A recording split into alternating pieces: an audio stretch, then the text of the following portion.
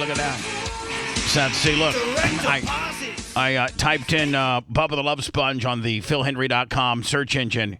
Wednesday, February 24th, 2010, and then Friday, December 11th, 2009 are the two instances that they have. Jeez, we need a new mention, Bubba. It's been 14 years. 14 years since a Love Sponge.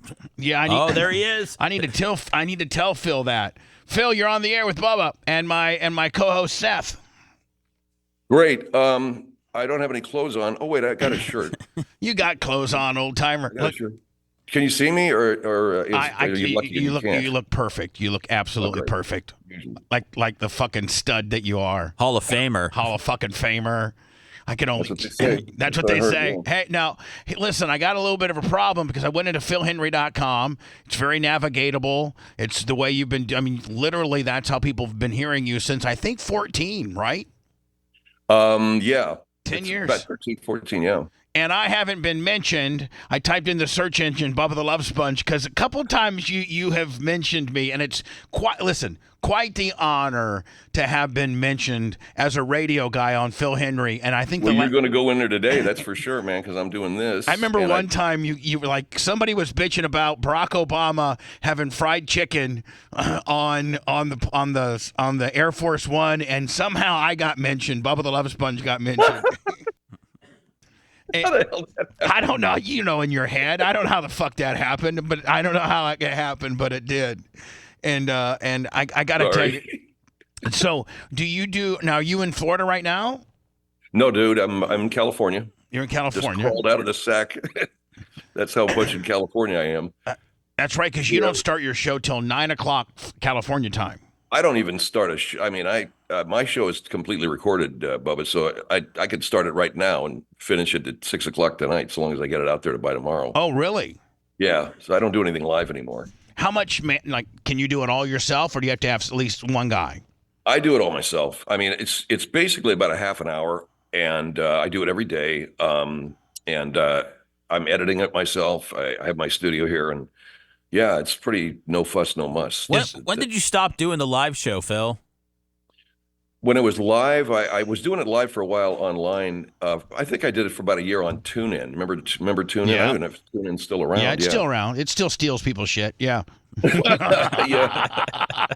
I remember I talked to those guys. They said, we think you guys, what we'd like to do is feature your classic archive, a bunch of horse dung that never really came to fruition. But I stopped doing it I started thinking, why am I getting up early in the morning doing this live? People are doing on-demand listening now. This is what the internet's all about. So I said, screw it, man. I'll just record it and put it out there and make sure it's out there daily. And that's probably all people really require. So. And at the end of the day, man, I mean, like I still have 4 or 5 terrestrial affiliates just because I'm so old school that I'm afraid to let them go. But digital pays for about 95% of the 95% of the freight digital pays for. I'm just afraid. I'm an old school radio guy like you are. I'm afraid, and maybe I need a prodding from a Hall of Famer like you that that just says, listen, let it go, let that bullshit terrestrial radio morning show mentality go. Just fucking let it go and do your own shit and do it at your own convenience. No, man, I you know what's best for you. And, I was talking to somebody the other day. They said, people tell me this all the time. They go, radio, is going to make a comeback. Radio, not that radio needs to make a comeback, but live radio. And I'll tell you something, Bubba.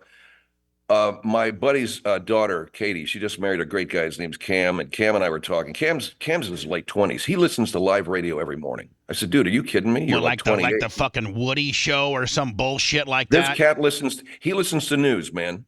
And I go, you're kidding me, man. I mean, a guy your age, I thought you cats are like completely off the news. No, every day I'm listening to morning drive. I'm listening to afternoon drive when I'm driving home. Because what he wants is the immediacy of the news unfolding live, people talking about it, then people reporting it, and then people, sort of putting it to bed. But he wants that. And so there's an audience for that immediate kind of conversation, man. For that small niche, just that small little bullshit niche. I don't know, man. I think it's larger than we think. But here's the deal. Here's the problem, Phil. Here's why terrestrial radio's fucked.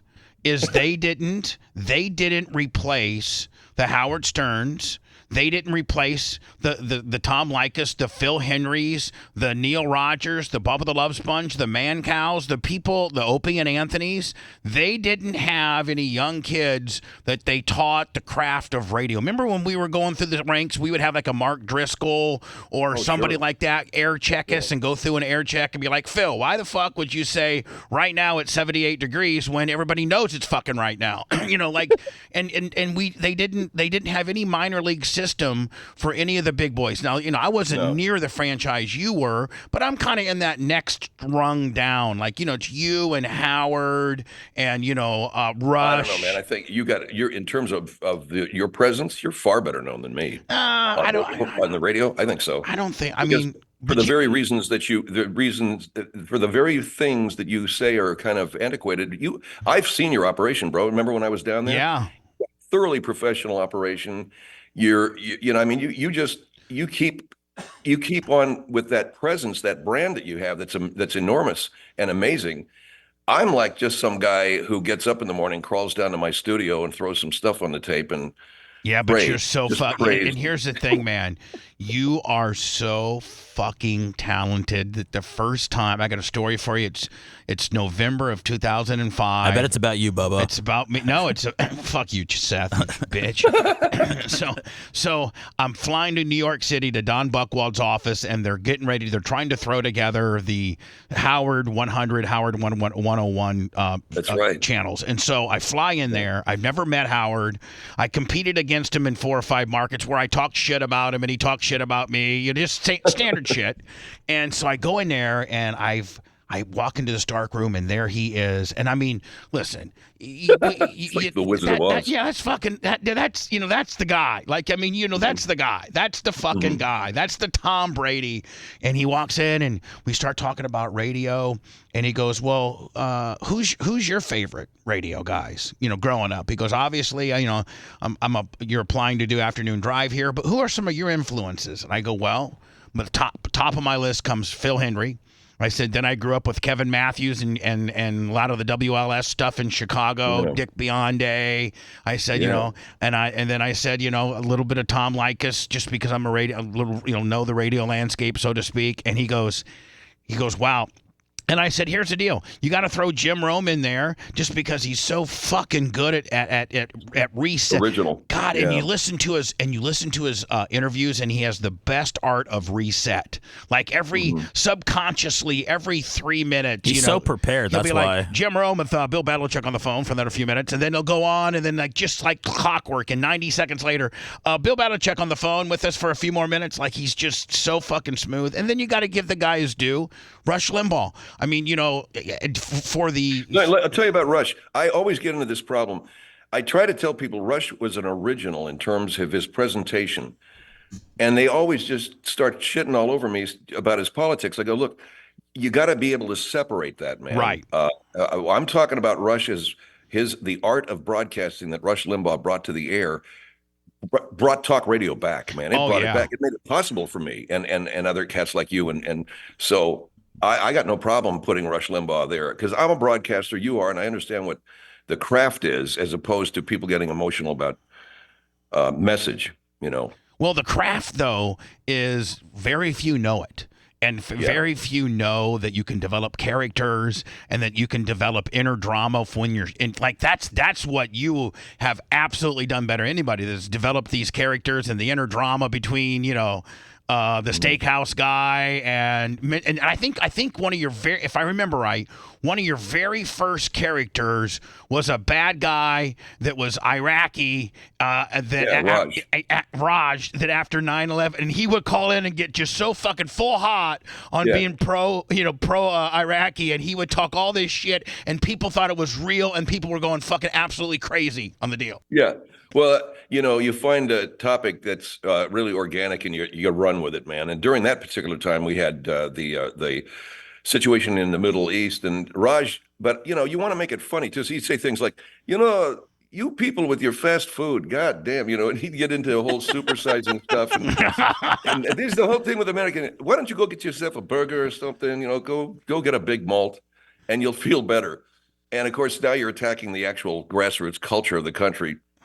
That's what made it fun. But we discovered that there was some stuff that was automatic. Like if you talked about kids, bang, here come the parents. If you talked about flying, believe it or not, pilots, we got a million pilots to tell you what's up. If you talk about just certain topics, no matter what was going on, it could be the most boring day in the world, and if you hit people in the right place, they're going to call you and talk to you about that stuff. So Phil Hendrie on the phone. Phil Hendrie, freshly nominated to the Radio Hall of Fame. That came out of nowhere, Phil. Like I hadn't seen you as a nominee for the last. Then boom, next thing you know, you're there. We thought you were in.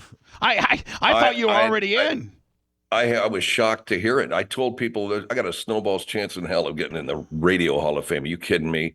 In fact, that's exactly what I said to them when they sent me the note, and called me. And I just didn't think that the radio establishment would want to have anything to do with Phil Hendrie, because my show was a hard sell, man, and it was a tough show. Well, at one time, you were on 120 affiliates, though. I mean, you were fucking rolling at one time. We were doing pretty good. But then we'd have all these affiliates saying, like, "I don't get it." Well, what's the get, man? Don't you understand what I'm doing here? It's a satire of talk radio. It's a satire of radio, and maybe that's what they didn't like. But I don't think a lot of them could comprehend that you were making fun of the industry in itself. Like they didn't understand that it's a satire of the job that you're doing. Pretty much, yeah. And so anyway, my story, Howard, I asked Howard, true story. I go through my guys. I go, who's yours? And he goes, fucking Phil Hendrie. That's what Howard said. He goes, Phil Hendrie. And then I think it was Cousin Brucey, some New York shit, Cousin Brucey and some stuff like that. But, when you got, radio people appreciate you the most. I think, just because they know how hard what you do is. We said he's your favorite radio guy's favorite radio guy. Yes, exactly. You should actually, you should, I'm not trying to tell you what to do, Phil, because you're fucking the man, but you might want to say, you know what, at the Hall of Fame, I just want to let you know that I've been described as the radio guy's favorite radio guys. I mean, it's hard for me to believe any of that stuff. It's like when people tell me that some guy told me the first time his wife laughed in about 6 months was when she was coming out of a coma, and she was listening to my show. I don't know whether to laugh at that, or feel touched by it. That should be a bit. She should be calling from her deathbed, and she's like, I just want to let you know, the first time I laughed is when I heard you, Phil, that you're back on the air. I'm at philhenry.com. I'm downloading all the old shit. Phil, just because we're massive radio nerds, can you just explain the process of when you're going and you're going to do a call, with one of your characters? How many lines do you write out? How much preparation goes into that before you execute it? Or are you making all this stuff up on the fly? Well, you know what you're going to do. You bullet point the bit, okay? Right. By bullet point, you guys know what I mean. Sure. By bullet point, you put down, okay, I'm going to go here. I want to go here. You can't write it out. It's impossible, right? Because but you improv. So, and that's one of the beauties of our business and what we do is the improvisation's great. I love improvisation. I like to do it, but you got to have a structure. So that happens before. I turn on the mic, and sometimes while I'm working, I'll sketch some things out. Then you just go with the improv. You go with the character. And Stephen King said something that's really smart. He says, story follows character. Character doesn't follow story. So you have to have the character. Then the story flows from the character. How would this character do that? How would, I don't know, whatever we're doing, right? Like climate change. How would Raj Finine deal with that? I actually invented a character named Dr. Ron Tarner. And suddenly, all this medical stuff started coming out, and all this environmental stuff. How did Ron Tarner feel about COVID? Here's what Rod Tarter would say. Yeah, I'd be like, hey, I got Rod Tarter on the phone. Rod, what's going on, buddy? It's fantastic, Bubba. I'm honored to be on the program. COVID, right now, we don't really know what it is. I know people are getting sick, but we're getting closer to knowing. Well, it's a virus, don't you? And it's a virus. You could call it that. I don't know. I don't know whether it's something in the water or what. I mean, I had a pilot named Mark Griego, and people love this. He'd say, Phil, I've been flying for 40 years. We don't still know how airplanes get off the ground. It's something we're still studying. Wait, you fly every day? Yeah, every pilot is scared to death every time he gets behind the controls. The passengers don't know this. So you don't know how it flies. No, I don't have no idea how it flies. I just know I push the buttons and it goes up. A lot of people don't realize is that Phil's first radio station was in Winter Park. And WBJW. And he went out, his mom and dad separated, and somehow he ends up in, I think, a construction job in Orlando building Walt Disney. And yeah, I was working construction. And you know who else worked construction for many years? Adam Carolla. Really? Oh, yeah. Yeah. That cat was in it for like 10 years, which is a little loony there, Adam. But yeah, for about 3 years, I was a cement finisher. I was a rod buster. I was hauling freaking concrete. And did you like Orlando? Did you like it? I like the girls I met, man. And at that time, the only reason for living in those days was women. Let's talk about. I have often talked about, and I'm just going to be very honest, and it's probably sluts kept Phil alive. Thank God. Well, I find I could never talk to Howard about this because Howard didn't participate in it like I did, but I participated, and I grew. My radio era is just about 3 years later than his, and so I can only imagine. If the slut groupie factor in Tampa, Florida in 1992 was the level that I participated in, I can only imagine, because you were in Miami. You were the big slinging dick in Miami. Yeah. You've been the big slinging dick in L.A. You've been the big slinging dick in, every place that you've gone to, you've been the it guy. And did you partake in all the groupie ass that I did? Because I would do 2-a-days. I didn't do that, but I was talking about when I was a construction worker. No, When I got into radio, then it really got crazy. Yeah. If you were picking up ass as a concrete finisher, and when you're being the night guy at fucking BJW, fuck, you were probably slaying. Hey, dude, let me give you a story. I was working overnight, late night at BJ 105, which was sort of contemporaneous with Q105, which was the big CHR station in the country. Bill Tanner and all those cats. And this this woman calls me and invites me over to her house. This is a woman in her late 40s, dude. I'm 22. Yeah, that's hot. That's the first piece of ass I got that was like 20 plus years older than me. Okay. And was she a radio? And she was a radio groupie too. She loved my show. She thought I was, I don't know if she thought I was great. She liked the music. She just wanted to see this young dude, 22, in her house, and I was a better man for it when I left that morning. Well, I got it too, and then you know how to work like I do, so then we incorporate them into the show the next day. Like I know all the fucking tricks like you do, buddy. You incorporate them onto the show, and then they're like, then you send. Oh yeah, I didn't want to. And the other thing is, I didn't want to get married. People say, "Why don't you get married?" I said, "I'm not going to drag a woman and a kid across the country with this career." I knew what I had to do with this career, man, and I did not want. I didn't get married until I got to Tampa, and I knew this was going to be. And you got settled down, man. Right? Yeah. And then I went. Hogan obviously had to fuck my wife, so you know how that went. That kind of sucks, but other than the plan seems solid. The plan seems solid until. But here's what the fucked up thing is, Phil, is that everybody knows that Hogan fucked my wife, but everybody thinks that I was like the fucking cameraman right up in there, and then that's what I heard. Yeah, exactly. So I was the cameraman, which I wasn't, and then I went and shopped the tape to make all this money, and none of that's true. How did that shit go out like that? How did that happen? I had an employee steal it from my studio, shit. And then he went and brokered it in L.A. and all these L.A. companies are like, listen, if you don't have a 2257 consent form on these people, we can't do anything about it. So they pick up the phone, the bad guys. Well, then they extorted Hogan with the FBI had a sting in a hotel room. They extorted Hogan for $1 million, and on this dummy check kind of deal. Keith Davidson, who is part of the Trump trial and stuff, represented the people that that stole the tape from me. They arrested them, and then when they found out who the victim would be, me, Bubba the Love Sponge, they fucking dropped the whole damn thing because they're like, Bubba the Love Sponge. Great. Bubba the Love Sponge doesn't make for a good victim, Jesus. I heard all that shit. You're right, and I didn't give a shit, just so you know. I could care less. I don't know what was going on with you, man. It didn't make you a bad guy in my mind. Us DJs, we like to fuck a lot of hoes. We whatever. Can't help it. Yeah, you know what? It happens. But now that you're telling me this shit, what I heard, didn't it put some company out of business, man? Gawker. So Hogan went and sued Gawker, the people that published it. But Cox Media, they're the people that sent it to Gawker. Oh, and Jesus.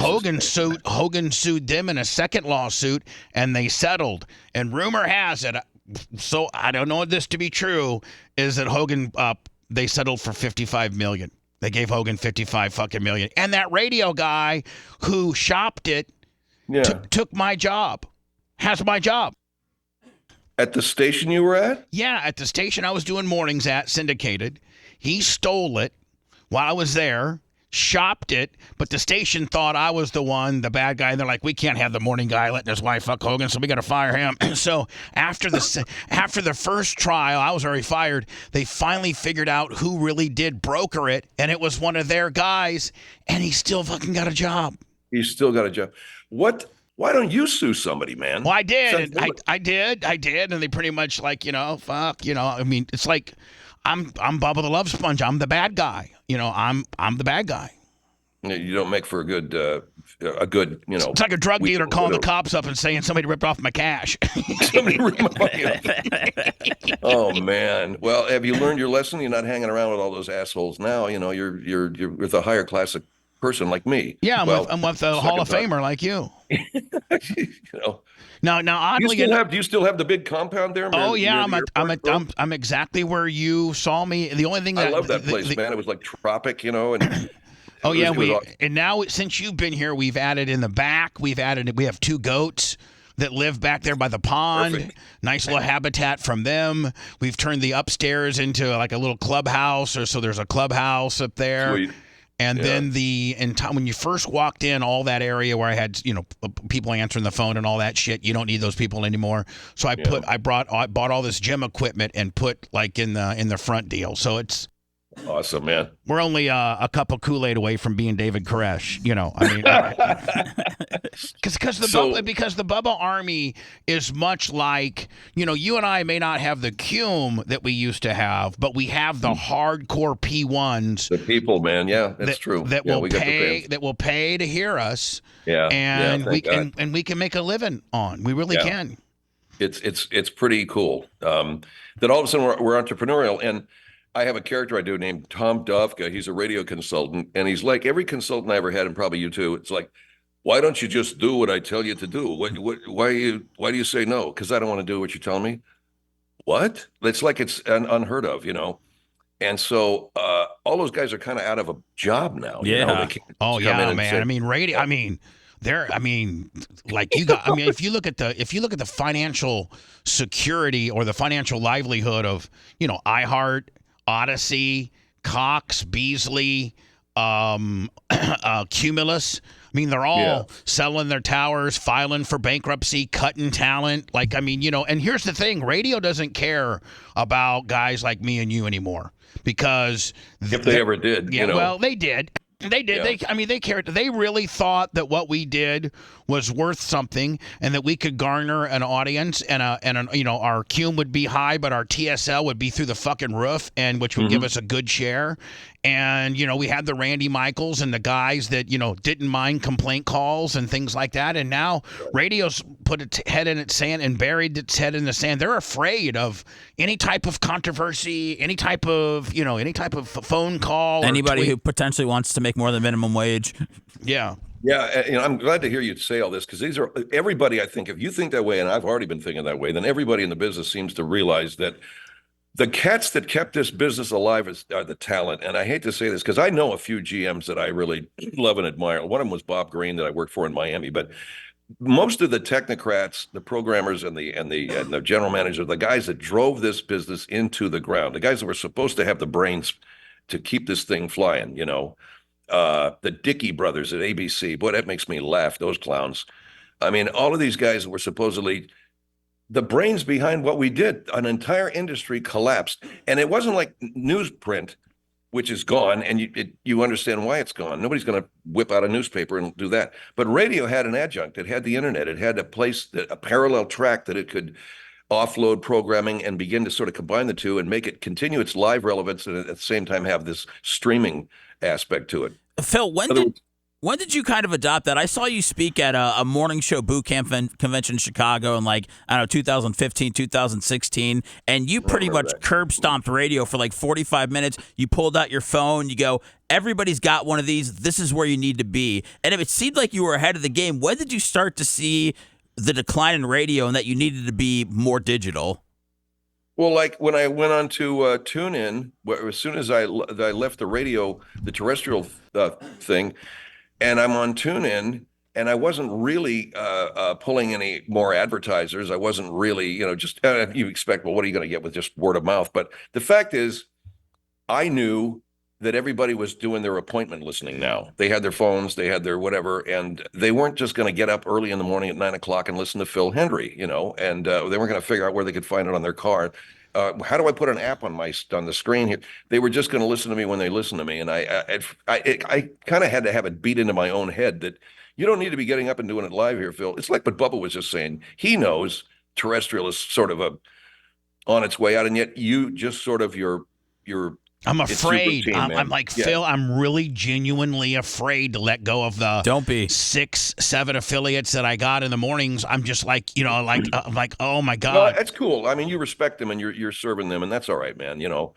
But you do like you really don't have to be afraid. Here because I do mornings, which means I get up at 4:00, and you can't have a life if you have mornings. You can't go out at night and go to dinner, and you just so it's just and I've been doing it for so long that really the dream day part would be mid. I always used to make fun of the midday guys, Midday's perfect. You'd be like, man, fuck middays. That guy's got to play like 8 records an hour. I'm talking all morning long. Fuck middays.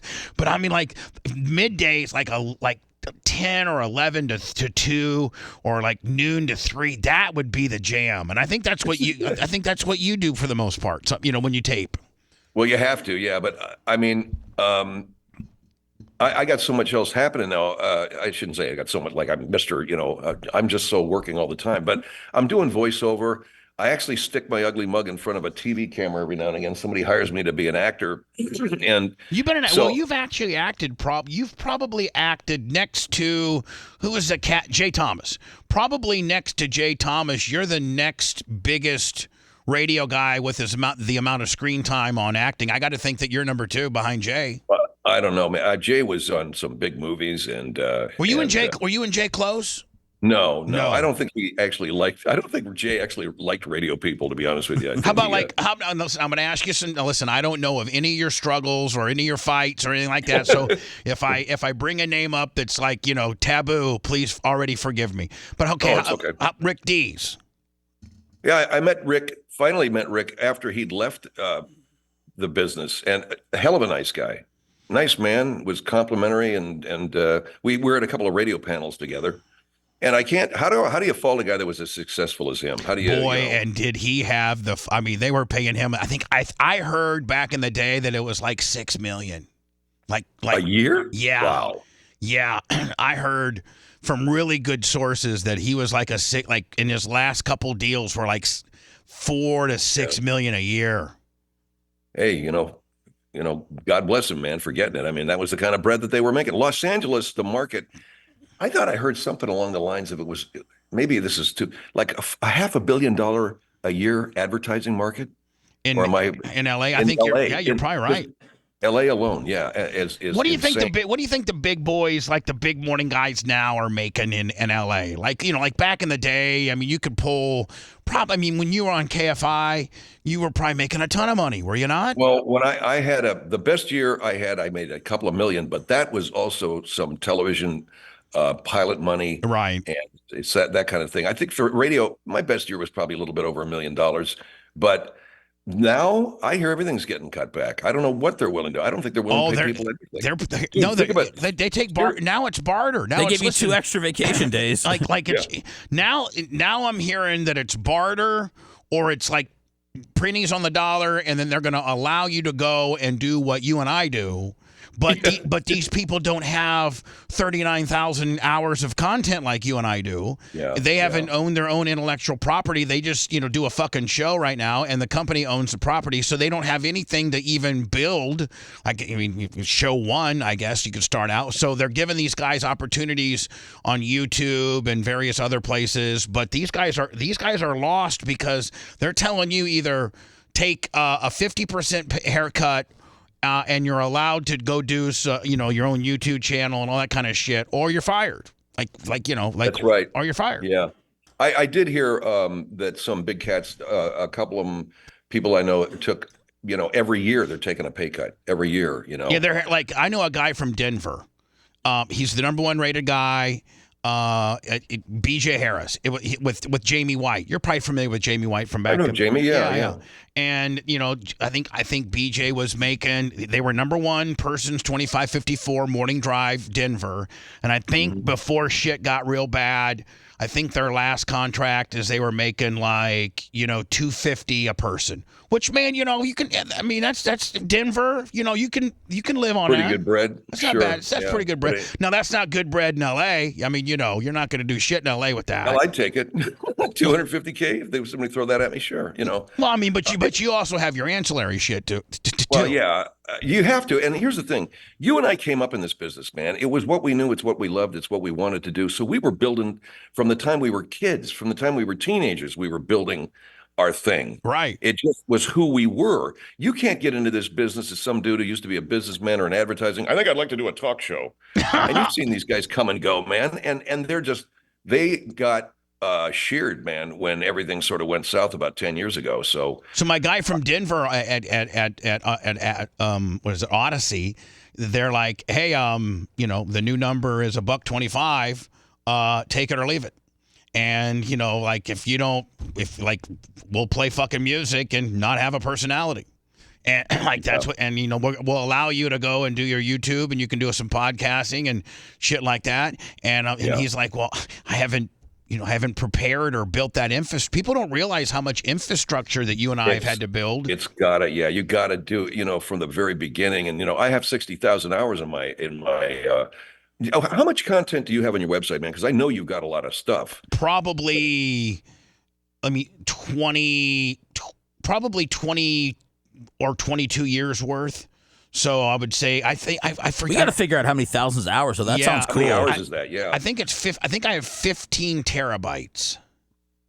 Well, we got to know years. Let's turn that into 37 years, Bubba. No, well, I mean, I would say Phil, probably 20 to 25,000 hours of shit. Right. That's huge, man. That's a huge number, man. I got 60, and there's cats out there that have similar numbers, and that just doesn't happen overnight. Hell no. Like I said, if you're my buddy BJ, what do you tomorrow you start show 1 of the new BJ show? Like, you're fucked. Yeah. People are going to know, well, what happened to all that other stuff, man? God, I've got 2 sets of fans. I got the people who love the digital show that I do, and then everybody that just is married to the radio. If I didn't have that radio stuff online, everybody'd run away, but they're all like, I just went into the archive, man, and I listened to that bit. Oh yeah, you gotta have a huge, and mine's BubbaArmyHQ.com. Of course, yours is Phil Hendrie.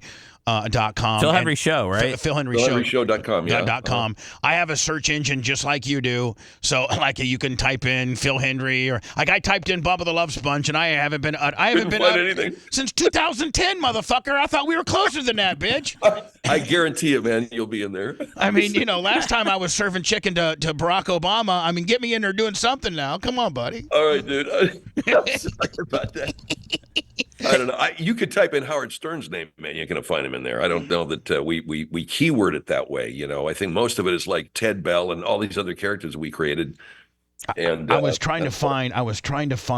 My guys didn't quite find it before they left, but with I have the 2 times that Phil did mention me.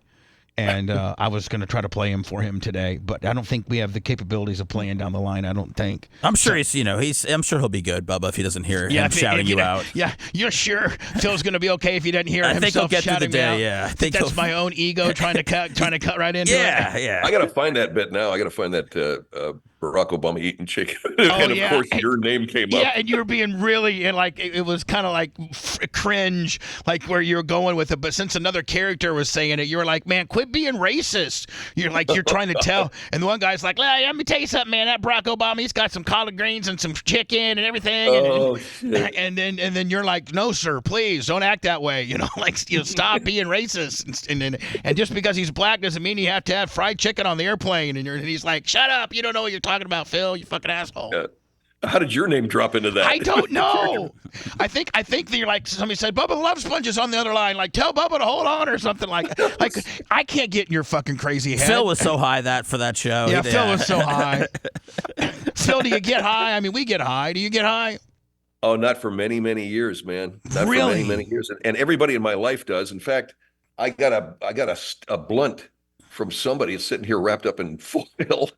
In California now, it's legal. They got weed bars down in Hollywood. You drive down the street, you get a contact high if the windows are rolled down. And I'm not kidding. Now we're getting ready. Florida's getting ready to vote on recreational in November via referendum, and they're saying it's going to pass. And so you guys have rec. I don't know if our rec bill will be the same as your rec bill, but I mean, like, is it just wide open in Cal? Like, just wide the fuck open? Yeah, dude, absolutely. I could go over to the marijuana factory right now. There's a place down the street called the Skunk Mill. There's a couple of places in Port Hueneme where I live on. I live in about 30 miles north of LA, and you can go anywhere. And it's pretty cool. I mean, my girlfriend at the time, Barry, who I love very much, and she's not feeling well. Barry, I want to say hi to you. Barry has been smoking weed. As a lot of people, it's medicinal. Okay, a lot of people. It really is. Works with the brain chemistry, man. Yeah. So. I looked at this place and I'm like amazed. They got joints that are rolled into packages. They got a cat there who's chopping up hash. It's like the weed smoker's dream, man. And man, I'd be down there getting high every day before your show. Can you imagine how fun? I mean, no, I can't do that. I can't get high. You can't get high before a show? No, not even drink. No, because everything's kind of off. I know guys that go out and golf on a case of beer. I couldn't swing a golf club either. So. Well, I mean, that's just because you suck at golf. I mean. Yeah, well, that's my excuse. Yeah, exactly. Yeah. Now, are you currently dating a girl from Florida still? Yeah, my girl Jackie. She lives down in Melbourne, and we're making plans for her to come out here, or maybe Phil Hendrie goes to Central Florida. Because here's the thing, listen, Central Florida blows. I mean, LA's a shithole. I mean, Central Florida blows. I mean, LA's a shithole. I mean, it's a shithole. It's Phil. Melbourne, though, Bubba. No, hold on. LA's my home, bro. I mean, I know. This is where I grew up. This is my place. But here's the thing about the entertainment business. People are saving money by shooting shit all over the country now, man. So and here's the other thing that I want to do. My real plan is to go on stage and do my show improv in theaters, okay? Because I did a set at the Upright Citizens Brigade, which is an improv theater here in Hollywood, and it was received really great, man. I was doing a couple characters. So I think the future for Phil Hendrie is going on stage and doing a live show in addition to the other stuff that I do online, So kind of more like a Henry Rollins spoken word kind of deal? Only comedy. Yeah. But what you do, Henry's intense. Henry wants to talk. By the way, very, very good friend of mine too. I think that he's he was on the documentary. Yeah, we watched your documentary. Henry's great. He's a great guy. And did you know when I got fined by the FCC, the largest single fine, $755,000? There were two people that wrote letters to the United States Congress, and Henry Rollins, Mick Foley, the pro wrestler, wrote one.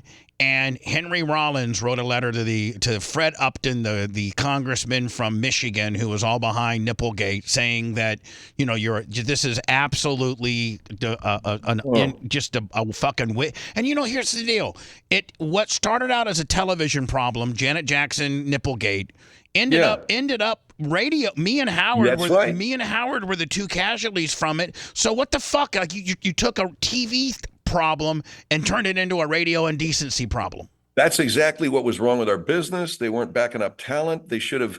You think Les Moonves is going to go and talk to all of his stars and say, don't be bad people? No, he goes to Washington and tells them to pack it right back up their ass where they found it. Right. He backs up his talent. In our business, they did not back us up. They ran off to Washington, D.C., listened to the threats, came back and told us, what happened to me? It wasn't a big thing. But I was told that I got a jingle, Ted's of Beverly Hills. We want to put our meat in your mouth. That's the song. Right. That's the song. Look. Which, by the way, Ted Bell, one of your biggest characters, owns Ted Steakhouse right outside of Beverly Hills. All the fucking stars are there. He's got the gossip on everybody. I mean, that's by far one of my favorite characters. And so you had Ted Bell's meat in your mouth, and they made you fucking dump it. And so we want to put our meat in your mouth. So I had to beep it. And now most people would say, we want to put our beep in your mouth. We beeped the other one. We want to put our meat in your beep, which was that's actually dirtier. It's filthier, far filthier. It's far filthier. It worked. So if you remember, during those congressional hearings, Clear Channel had just got rid of Randy Michaels. Mel Karmazin was in the process of leaving CBS for Sirius XM, and so when you had Mel and Randy in the business, you actually had people that Randy Michaels used to call me up and say, "Hey, are you on vacation?" And I'm like, "No." He goes, "We haven't had any fucking complaint calls here at corporate in like 2 weeks." 2 weeks. I'm like, I was like, all right. So I would, Cool. do something to fucking get a bunch of complaint calls. The worst trouble I ever got, Phil, is it was around Christmas time. I'm on this top 40. I was in the Power Pig. Remember the legendary Power Pig? Power Pig, yeah, I so do. I'm on the Power Pig. I'm the Night Jock. Bubba the Love Sponge. I got so much fucking bullshit going on. I'm saying I'm the homie with the big baloney, and my dad owns the radio station, so don't even try to get me fired. And, That's I'm great. clocking hose and whatever. And so it's like 2 weeks before Christmas, and I get on the air at 7 o'clock, and I'm like, at 7:05, Power Pig, Bubba the Love Sponge, and I have absolutely the most important announcement for all you young people. It's for young people only. Usually I tell you not to call me. I call all you young people fetuses, and I tell you to hang up. I ask how big your mom's boobs are and things like that, but I don't want to have anything to do with kids. I hate kids, and so please. But this is the one opportunity that I'm pro-kid, and it's going to be at 8:30 tonight, and I need all the children that I am usually mean to listen to this show at 8:30 tonight. So comes around 8:30 at night. We had like maybe 12, maybe 11 phone lines. I get all 11 full of kids. Johnny, are you there? How old are you? Yeah, this is Johnny. I'm 6. Sally, are you there? Yeah, this is Sally. I'm 9. So I go through all of them, and I said, I just want you to know one thing. Santa Claus ain't real. He ain't real. I heard about that. He ain't real. And it's your mom and dad and everything. It's all a big lie. And look at your parents and tell them to be honest with you and tell you the truth. I almost got fired over it. And I can dig it. I remember that. Yeah. And they had to hire a temporary phone answering agency to answer all the complaint calls. And the radio station got sued by 2 different parents saying I ruined Christmas for them. And they had, $1,900 in damages from all the toys that they had bought and stuff like that. $1,900 in damage. Yeah. So that I gathered. So that was one of my. That's totally cool. And that's the kind of bit that I probably would have thought of doing it. Well, you're the guy that thought of it, but it's the direction that I go in. And people say that's very cruel. Every day of my life when I went to school, kids were telling me there was no Santa Claus. Right. There was my friends, Just like listen, I'm going to be intellectually honest, and it's probably a little naughty, but just like how us guys learn how to jack off, we learn through our buddies. Our dad never takes us aside. I discovered I was completely organically independent. Nobody taught me anything. Nobody taught you, hey Phil, if you pull on it long enough, it starts feeling real good and it spits out some shit. They didn't, man. I just all of a sudden one day discovered it. I thought I was dying. The first time it happened, I actually thought I was. My God, dying. And you're we can't remember our first nut, but can you imagine how big that first fucking nut is? I mean, right? My God. I mean, but this is a Hall of Famer. You got to limit the nut talk. Two fucking beach towels worth, man. Yeah, Jesus. This is my friend, fucking Phil Hendrie. We could talk about our first nuts together, please.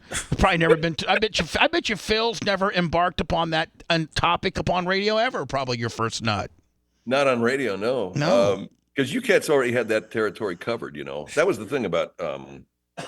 Howard, a lot of guys were already exploring all that really, really super forbidden.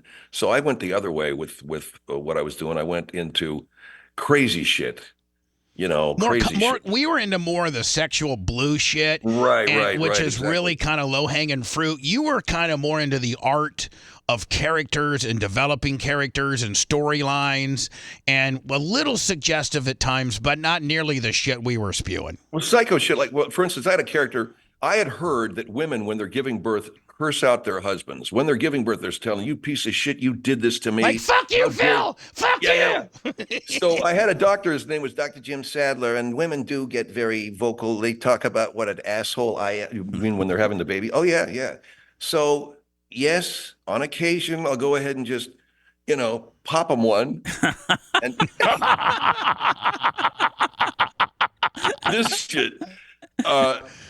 And of course, he takes all the heat, the character. I don't. People right. are like, That's like This the guy time. That's Phil like the Hendrie- time that when you were doing the Barack Obama is got fried chicken, you were yelling at the guy saying, "Sir, please How dare quit you." being so stereotypical that an African American man wants collard greens and chicken." And he's like, "Shut up, Phil. I know what the plan is."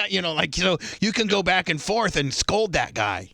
Well, that's the thing. That's the interesting. And your audience forgives you. They forgive you. So they say, I heard a guy on the Phil show say that he would belt a woman who was cursing too much while she's having. Well, that's Phil doing the character. Well, okay, but still, it's not really Phil. Yeah, that's Phil Hendrie doing it. But once you say it's Phil Hendrie doing a character, all of a sudden it kind of softens, and they're all like, "Oh, okay." It's just like, you mean it's a joke? Yeah, it's a joke. Did you ever have an opportunity to get to see George Carlin, Phil? I saw George Carlin in Vegas. Yeah. Yeah. In fact, George Carlin and I talked. You did? We talked on the phone, and I got to Vegas with my wife, and I said, let me just roll the dice and try this. She goes, what? I'm going to call Bally's and see if I can reach George Carlin. I got a message. I said, George, I want to go to your show tonight. I do not want a comp ticket. I just want a good seat. I'm willing to pay for my ticket. Next thing I know, we were comped ringside, dude. Oh, man. For George Carlin. And at the end of the show, he says, all right, here the people that can come backstage. Joe Jones, that crazy motherfucker, Phil Hendrie. And so that was a high point, man, for sure. Who like, me talking to you, obviously you're one of my Mount Rushmore radio gods. Who do you think are good radio people? You, Howard, Jim Rome, you're absolutely right. I like the originals. Art Bell was totally original. Oh, Art Bell. Did you ever get a chance to Neil Rogers when you were in Miami? Neil was a total original. Neil was like he was stand-up comic, also a commentator. He was everything, He had such a Jewish deadpan approach where, he was such a yenta and he was just such a fucking prima donna that it was just so, he was like on a whole nother swag level. You know what I'm saying? He'd be like, well, he was the first guy of all of us to come right out on the air and start bagging on management. I know. He'd be like, I got this memo right here that says, such and such and such and such. And you got to put it, he's like, they can completely screw off. You know what I'm doing? Yeah. In fact, you know what I'm going to do? I'm going to leave a half an hour early tonight and tell them to fuck off or something like basically, that. Yeah, he had the greatest timing of anybody I ever heard, man. And he had that 360 where all of his drops were. You know how we used to use carts? Right. He was the first guy to digitize all that stuff. So he was bang, bang. And it was just crazy. And the other thing that was cool about him is he didn't get any phone calls. He complained about on the air. He says, I want one person under the age of 100 on the Broward line right now, And I even heard him one time. The phone lines were slow, and he wasn't getting what he wanted. He was getting some kids and some bullshit. And he's like, I tell you right now, if I don't have a hot female, and and he was gay too. He was openly gay, but he's like, if I don't have a hot female in the next 2 or 3 minutes on the Broward line, I'm going home. And in one instance, he went home. He went home, and like Jimmy, his producer, had to do the rest of the show. Fill in the rest of the time, yeah. He would do something, and I would say to him, I would come in, I'd say, you know what, I feel shit all day, but when I come here to the radio station, I feel great. He goes, really? Because it's the complete opposite for me. I feel great, and then I come here. And it sucks. That's right. You worked with him. You worked with him in Miami. At IOD, Neil was middays 10 to 2, and I got afternoon drive 2 to 6. Who was mornings back then? That was Rick and Suds. Oh, damn. That's a hell of a lineup. Yeah, Rick and Suds, and then we had Jeff DeForest did sports at night. We had Dolphin football. That's the only station I've ever worked at that was a what do you call it, man? When it's the main affiliate for a major franchise that we were allowed to bag on the team. I mean, the Dolphins were paying money, or we were paying them money. I don't know who was paying the money, but they were the flagship for the Miami Dolphins, and we were there just ripping Shula and. The whole team. It was quite an education for me. So, as you say, you're dating a girl from Melbourne. Yeah, Jackie. Jackie was in TV news in Tampa, as a matter of fact. Jackie Bales. There may be some listeners of yours that remember her. She came to Tampa in the early '80s. She worked at WTSP. Is that Tampa? Yeah, Channel 10. Yeah. Jackie Bales. Jackie was there. They just had a reunion. In fact, she was at their reunion in Tampa. Then she went to Miami to WSVN. And I met her when she was doing some radio news at WIOD. So, and that's your girl? That's my baby. Yeah. Really? Yeah. Wow. So that's crazy. Yeah, Wasn't she she's a living in great- Tampa for a little bit? She lived in Tampa, and then she was dating Mark Potter, the CBS field reporter, and Mark was based out of Miami, so they moved to Miami, and she was at WSVN right there where WIOD used to be, right there, Right. the Causeway, and she was there for a number of years, and then she got married. She had a son. Her son Ryan is a great guy. He's in Orlando, but Jackie and I just hooked up, how everybody does these days, on Facebook. I hadn't talked to her or seen her in years. And we hit it off. So now we're trying to figure out who's moving where, man. You know. What do you think? You know she's coming out there. You're not going over here. I don't know. She wants to stay near her son. Ryan's in Orlando, and I understand that. And it depends on the direction of the business. Like I said, if television keeps leaving Los Angeles and filming all over the place, I mean, I can do my show anywhere. I can set up my studio anywhere. And there's no state taxes here. That's what they say. There's no state taxes in Florida. You're right. I mean, the only problem is the state's like the climate change is beating the crap out of that place, isn't it? Oh, hell no. Oh, no. Yes, No. we're melting. Yes. No, I mean, it is. But The insurance companies are leaving. You know, that's what yeah, I've been hearing. you're pretty. You've done your research, Phil. You've done your Florida fuckery research. He said he'd rather pay that state tax than He get said that I'd rather coming pay here. 8%. I love Florida. Some of the greatest days of my life were spent in Florida. So, and now Jackie's there. So yeah, I wouldn't mind coming back to Florida. What especially- city had the best, freakiest groupies? Oh. I mean, mine's been Tampa. You got to understand. I went Terre Haute, Grand Rapids, San Antonio, Chicago, Philly, Orlando, Chicago, Milwaukee, Tampa. That's my radio career. And Atlanta was pretty nuts. Oh yeah. Atlanta was pretty nuts. And I hate to say this, man. It's a terrible thing to say. But I hate to say this to you married guys out there. Your wives, they're not being good girls, Oh man. no! I was fucking a lot of Not being married good chicks. girls. Especially And, when you're on the radio. Those wives just love sucking radio guys' dicks. I mean, I'm just, for some fucking reason, it's something in the airwaves. But when you get a wife that's not quite so happy, she loves to suck our radio guys' dicks. She really does. So yeah, Atlanta's a great city. Miami was fantastic. LA, what are you going to do? But I've been here for so bloody long. Right. And today's, well, of course, you have Jackie, and I have a significant other as well. Although she will let me, if I could find an African American woman that would sleep with me, she will give me that pass. I have that pass. She'll give you that pass. I've Okay. never been with an African American woman. It's one of my bucket list things to do. They're and, fucking yearning to be with you, Bubba. I mean, but I can't. I do have that pass. If I could get one that would like me. Do you know any, Phil? Phil? Have you ever been I with have. a black? I have known. Have you I been have with a known black some- girl before? Oh yeah. Oh yeah. I mean, Of course. He said Atlanta. I mean, come on. Yeah, that's true. Atlanta, and I was in love with a beautiful girl named Yvonne up in the Twin Cities. And I came to LA. I don't know, man. Something just didn't work there. You were in the Twin Cities? The hottest chick one of the hottest women I ever met in my life was in Miami, Dion. She was African American chick that came out to one of my remotes. God damn, was she beautiful? And she had a boyfriend, but that didn't stop her. Right. So, And they say they say those African American women, they know how to fuck. Like they know how to. Well, like, I don't know. I think they were a lot worse than one of the white women. No, I'm just kidding. No, I wouldn't go that far. I think women. But see, women back in the day, it was cool because there wasn't a lot of shit going on. So you and me and the type of radio and Stern and Opie and Anthony, we were social networking.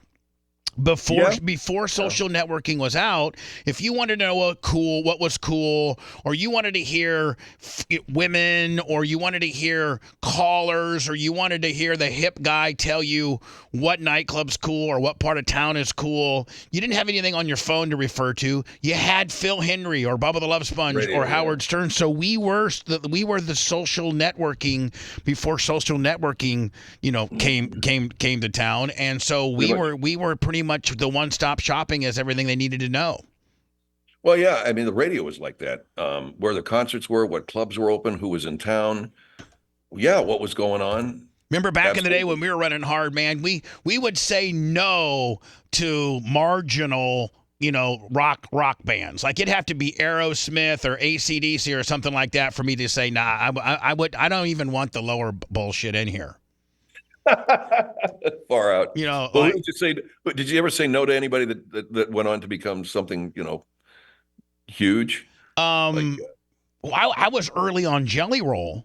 Jelly Roll, the guy. Yeah, I was early on him. I was like, I had him on in 15 and 16 when he was like doing a 200-seat venue. And now he won't return my call. now he won't come on the show. He was on the show when he was, needed to sell 250 tickets at the Capitol Theater, but now he won't go on the show because he's, But you had Kid Rock back in like 2000 and stuff. Yeah. It's some big acts come through. I've had them all: Aerosmith, Kid Rock, but probably the coolest. I had Joe Walsh on one time. He's great. And I have him on there, and I just start setting him up. Hey, Joe, you're in town this weekend. You're kind of doing a one-off of the Eagles. So like, with regards to that, like, can you only play the Eagles song that you were part of, or can you play any of the old, catalog? And he didn't want to answer that. So everything was just yes and no. And so then I'm like, listen, see the show. I'm like, yeah, he's real stiff. And so he's like, I'm like, hey, Joe, we got an acoustic guitar here. Could you maybe, play like some acoustic stuff, like maybe Life in the Fast Lane or some kind of bullshit like that? And he's like, no, I don't think so. You need to come out to the show and stuff like that. Well, when he was waiting to get on the air, this was like in 96, 97. And so all the porn industry would send me in order a way to market some of their porn or something like that. So I would like the Digital Undergrounds and all these porn companies would send me these VHS tapes of all their latest titles, all the porn. So we always had about 15 or 20 of these VHS tapes back by my office, and that's where kind of the waiting room was. Well, Joe saw these. And so, you got to understand back and then these guys, there was no satellite TV on top of your bus or anything like that. You were just watching VHS tapes. That's all you were doing on your tour bus, going from town to town. And so he goes, we go into Words. I'm having a tough time. I can't get anything out of him. So I'm like, hey, let's go to Words. And Joe, let's come back and see if we can get Joe to do some stuff. So we get off the air. We got like a 7-minute break. And Joe goes, hey, I was back by your office and I saw these porno tapes, big asses and, busting cherries and just all this kind of bullshit. I'm like, yeah. All the porn companies, they send them to us so that we'll talk about them or stuff like that. He goes, well, listen, I'm on a tour bus, I don't know how many days out of the year. And I go through this stuff like you wouldn't believe. If I can go out and pick out 10 of your of my favorite titles, I'll play 6 acoustic Eagle songs in a row. I'll go into like a mini concert. I'm like, so he went back what there. What a fucking pervert. That guy went back there and picked out like Squirters 101 and, In the Butt and all this kind of bullshit. And then we came back and it was like a whole nother dude. I'm like 98 Rock, Bubba the Love Sponge. And Joe's like, Bubba, you ready to go? And the next thing you know, like hits Life in the Fast Lane and then hits Hotel California and then Desperado.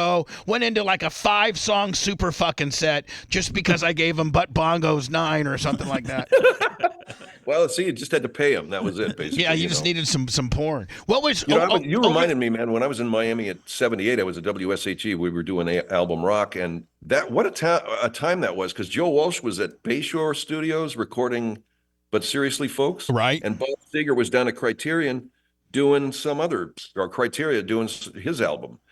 There are a lot of cats were down there recording in those days. Would they ever swing by the station, Yeah, we got a lot of people coming by the station, man. I had Frank Zappa and I had Hall & Oates came in. I had, I can't even, the best one was Alice Cooper showed up. In those days, when you were doing your show and you had a star on, outside the station, kids would gather because they were listening. They knew that Alice Cooper was there. So when they walked outside, there'd be about 200 kids standing there. Right. I had Alice Cooper and Bernie Taupin, if you can believe that. Bernie Taupin was writing with Alice Cooper at that time. And we walked outside, and there's like 500 kids waiting to meet Alice Cooper. And poor Bernie, who's one of the most brilliant lyricists ever, went to put his hand out thinking someone was shake it. And went by him and shook Alice Cooper's hand. They go right into Alice Cooper. But that was a phenomenal time in Miami back when all that recording was going on. And So, that was Miami. Like, was that during the cocaine days? Like, it was, bro. It was it back was to the cocaine Wild wars. West, wasn't it? Yep. Yeah, it broke out at a shopping center parking lot, and that was the first firefight that I heard about. And then the FBI got involved. It was nuts. Billy Corben made a movie about it, I think, called Oh yeah, Cocaine Company. he's Yeah. actually done a couple. I've had Billy on the air a few times. Have you had Billy on the air? No, I haven't. I know he's a terrific guy. And, Oh, he's a great guy, and he's he's totally Miami all the way, man. That cat is at city council meetings stirring it up down there. Oh yeah, he's fucking it all up down there. Like he did a thing called Screwball, which was about the Balco steroid thing. One time I had him on the air promoting that, and he's done the Cocaine Cowboys, and I think he did a newer version of Cocaine Cowboys, kind of like a new millennial version. And Yeah, I heard about that. Yeah. how did your documentary do? You know what? I didn't produce it. It was produced by Jordan Brady and Pat Reynolds, and Freestyle has it. I was just the subject of it. I got a lot of interest. Everybody that's seen it says that they love it, and I can't watch it. I just can't. I watch parts of it. I know what I said, and but everyone that's seen it likes it, and it's over on IMDb right now with about an 8 rating or something. And I think it's available on iTunes. It's on Apple. Prime Video. It's on iTunes. It's on Apple TV. It's I don't know where else, but I think it's just called. I think it's the Phil Hendrie documentary. It's called Hendrie. Henry. Yeah. Henry. Yeah. And so yeah, and we got a great bunch of people to go on the record on there. Pat did. Bill Hader, God bless Bill Hader, man. He just goes on about how some of my characters like Herb Sewell and Judd Apatow is on there, and Henry Rollins. Henry Rollins is on there. Kevin Pollak's on there. My friend Derek Waters is the producer, the creator of Drunk History. Wayne Fetterman. I know I'm forgetting somebody, man. I'm going to really be pissed off that I did, but there's some great people there. Phil, John Brandmeier's on there. And how is Johnny B? I grew up in Chicago. I grew up listening to Chicago radio. Johnny, he was the man, and then he went to L.A. and kind of fucked it up a little. Like I think he went to L.A. and L.A. wasn't what he wanted it to be. I think. Well, I think Johnny was still on the air in Chicago. I think he came to L.A. to do some TV. Right. Maybe. Right. I think he's always been a monster in Chicago radio and in the areas where he, busted out. I think Los Angeles, I think his effort out here was more of a TV thing. But you know what? I'd kill, man, to have half that cat's, notoriety and audience. And talk about a guy that I think did good with the bread. I think Johnny B did good with the bread. Yeah.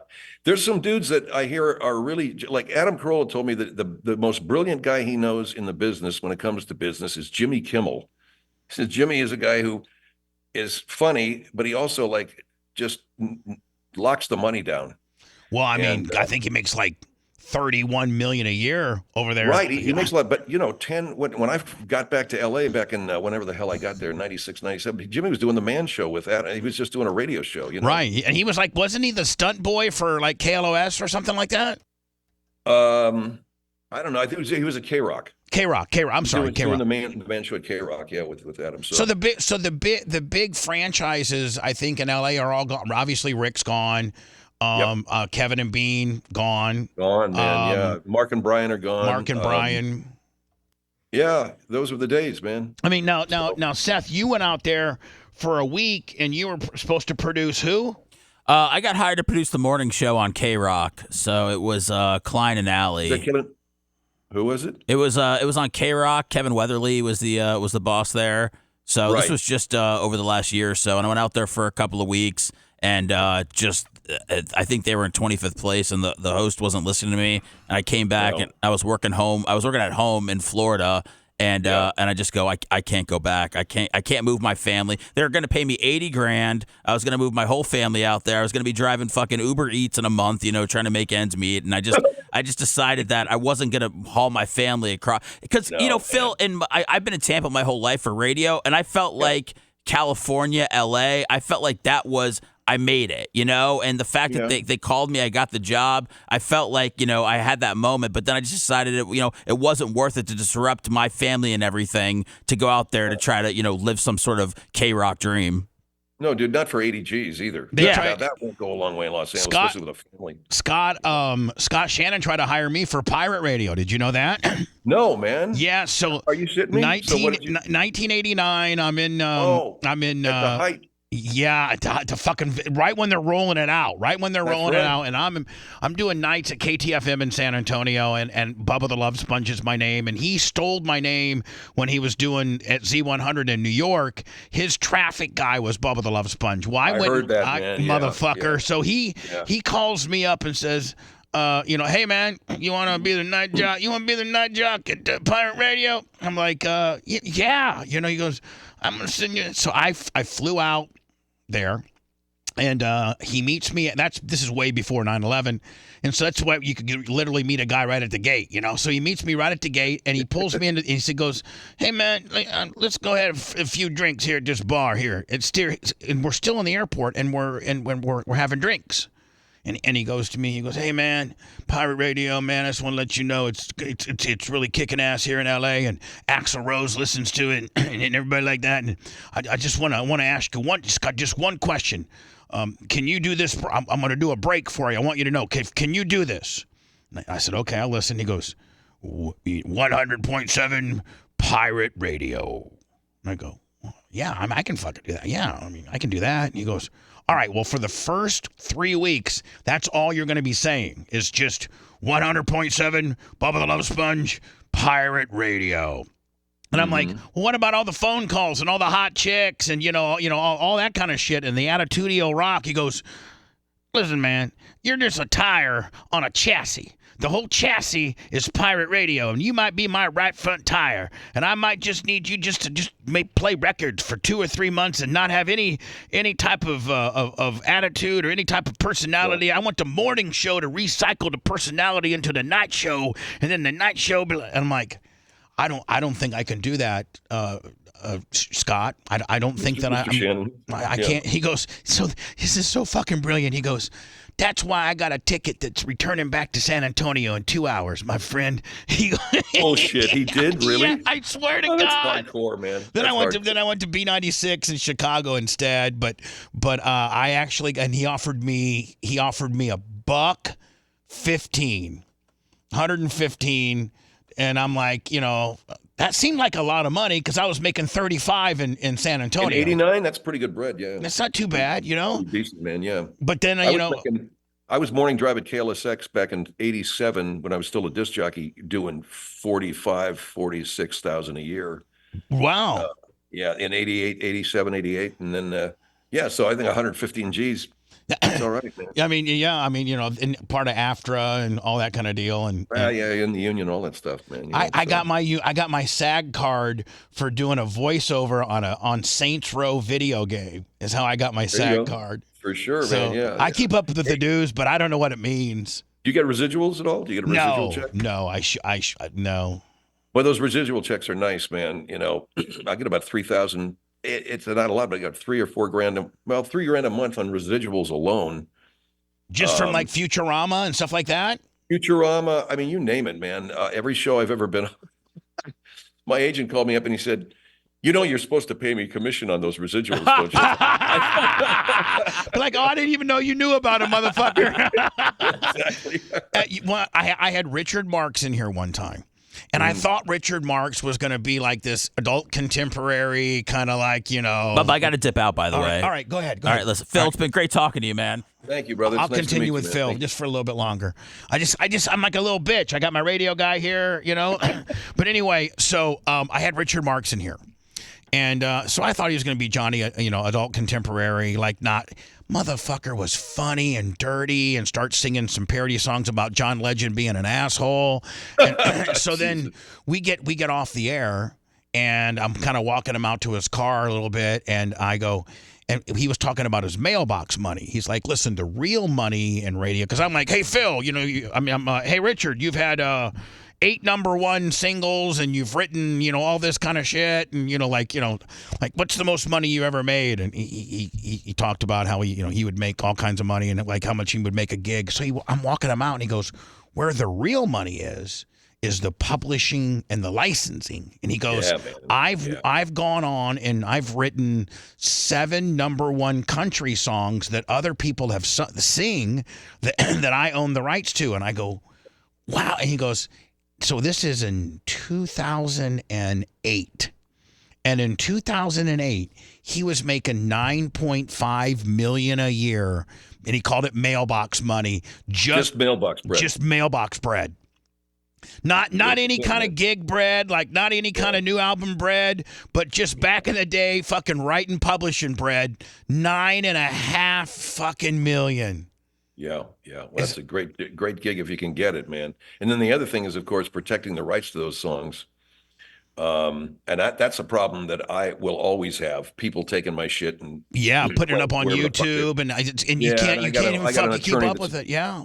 Yeah, I got a lawyer. It's like whack-a-mole, But I got my federal, Bubba the Love Sponge and the Bubba Army and the Bubba Radio Network are all federally trademarked. So usually I can just send. I got that, obviously on a PDF, and I just send it right over to But again, you take 2 down, and 3 weeks from now, 4 others will pop up, and I'll be hearing hearing some of your bits on some yeah. That and my clothing, my Bubba Army clothing, I got people stealing the Bubba Army logo all the time, putting, cafe press and stuff like that. Hey, Bubba, do you send those takedowns yourself, or do you have your attorney do it? I do it myself. No shit, because when I was doing it, YouTube used to be really good. Down it came. Then all of a sudden they're dragging their ass and asking me to resubmit, and we're missing some information, which is total bullshit. I mean, they're just they make their money on that stuff. So why would they want to take it down right away? If you got like a little like kind of a little PDF that went through and you just kind of like a template that you could just fire off to them, right? That showed your trademark or showed whatever, all the shit that you own and all the licensing,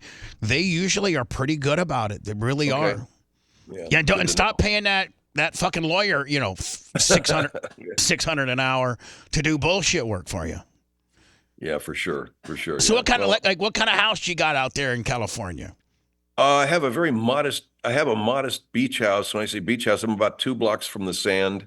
I got this house back in 2002, and I've owned it for 20 years. I had a renter in here for a while. I was married, and then, we got divorced, and I got this house in the divorce, and she got the other bigger house. And yeah, but boy, nice house. I got 2 stories.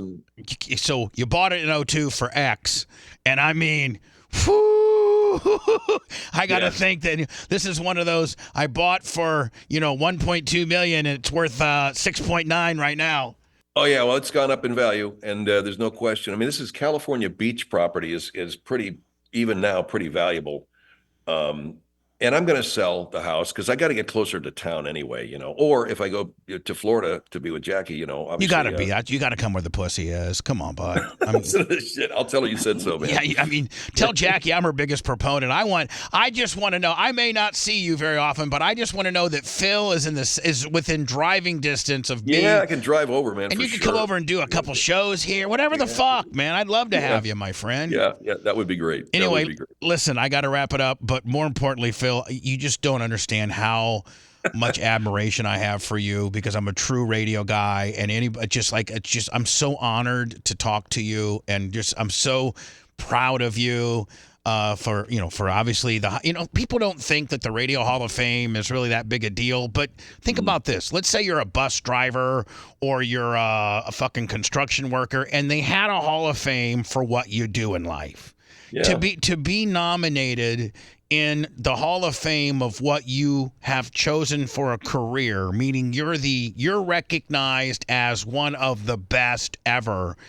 Yeah. And as much as people think that the Radio Hall of Fame is a joke, it still gives you it just gives you a little swag and makes you feel good about yourself. I didn't believe it when they told me, and I'll tell you something. This is true, man. During the first 17 years of my career, I was really lost. I didn't like what I was doing. I didn't want to be a disc jockey. I wasn't funny. I tried to be. I sucked. I don't even think people really knew I was on the air. And I remember walking to my job one morning. I got out of my car and I'm walking, and I was 35 years old at the time, saying, how I wish I could restart my career. How I wish I could go back to the beginning and start it, do it all over again. But I couldn't. Now, what market was this, Phil? I was in L.A. Oh, okay. I was doing morning. So you're doing more. Hold on. You're doing mornings in L.A. and you're like, this fucking sucks. I hate it. Yep. Yeah. It really. I was playing their music, and I had a program director who was telling me to shut up and play the records. You know the type. Right.